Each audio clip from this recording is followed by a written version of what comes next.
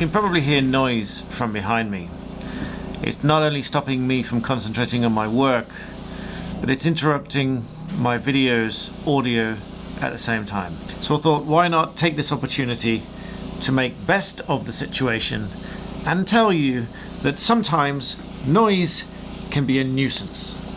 How many times have you heard a vacuum late at night, or a party, or the sound of a trampoline next door that goes boing, boing all evening long because the children are always on the trampoline? Well, each of these things can amount to a nuisance over time.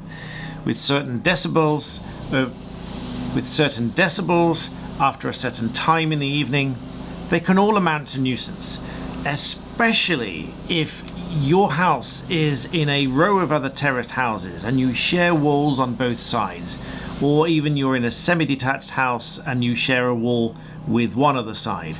Or even if you're in a detached house, noise of this kind can amount to a statutory nuisance if it goes on for long enough, or if it's loud enough. Statutory nuisance is considered as something that unreasonably and substantially interferes with the use or enjoyment of your home or other premises, or that it's possible that it could cause injury to health or is likely to injure health. For example, if it is so loud that it could permanently damage your hearing.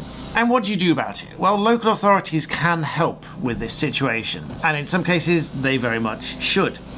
If the local authority agrees that there is some form of statutory nuisance, then they can serve what's known as an abatement notice. This requires whoever is responsible for making this noise to stop or limit the noise. And this will usually be served on whoever is responsible for the premises, or it could be served on the owner or just the occupier, or both. They can also issue a warning notice, for example, if there is noise at night, and particularly if the noise is between the hours of 11 p.m. and 7 a.m.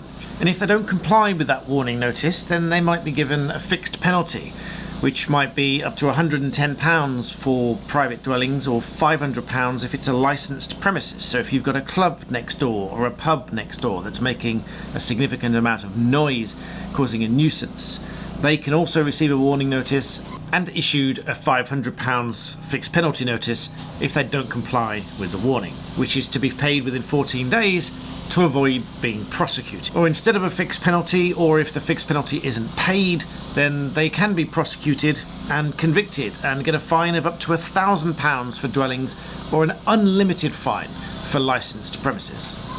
And it's also an offence to use any kind of loudspeaker in the street to advertise some entertainment or trade or business. And it's an offence to use loudspeakers for any purpose at all in the street at night between the hours of 9 p.m. and 8 a.m.